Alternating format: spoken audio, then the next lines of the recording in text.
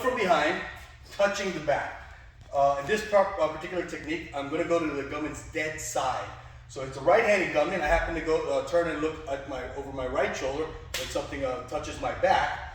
And so I'm going to dedicate myself to going to this side. Now, we always have to make sure that we're accounting for the possibility the gunman's going to pull back on the gun.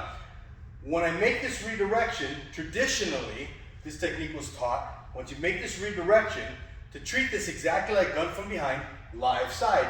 Meaning, if I turn to my left and make my redirection, I would burst in with my left foot deep. In case he pulls back on the gun, I'd still be deep enough to make the technique and catch the gun. The problem with that is, if I mirror that technique on the dead side, and I redirected my right, and I step with my right across his body, if he pulls back on the gun, it's going in the direction that's away from my reach. It is more likely he pulls the gun back to his strong side than it is that he'll pull the gun away to his weak side. If he pulls to his weak side, then this technique works. If he pulls to his strong side, which is more likely, it does not. So we have to be cognizant of that. When I make my redirection and with my right hand when I'm going to the dead side, what I want to do is still take a step to adjust my foot and go towards the gunman, because I always want to start that. But I need to take a secondary step past him with my opposite leg.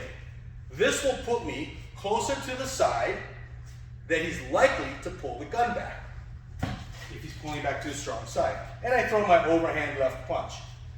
If he pulls back to his weak side, when I do that, it doesn't matter. I'm still okay. So this solves the problem of either direction he pulls the gun back if he reacts to my movement. Bang, straight to the gun, boom, and I'm out. So it's a minor variation to gun from behind touching live side. Again, gun from behind touching live side. I'm redirecting, in this case with my right hand. I burst in deep, and I catch and counter. Gun from behind dead side, I redirect. I can still take that same step to start going in, but I'm going to take a secondary step as my overhand right goes to make sure I'm positioned in a place that if he pulls back to the strong side, I'm following that and I'm still able to catch this.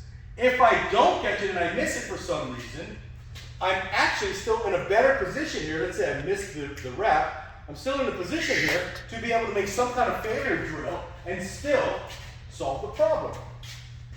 If for some reason, again, he pulls back and I miss it, I'm still in a position to trap the gun and make some kind of technique out of it. Gun from behind, dead side, a variation in the step.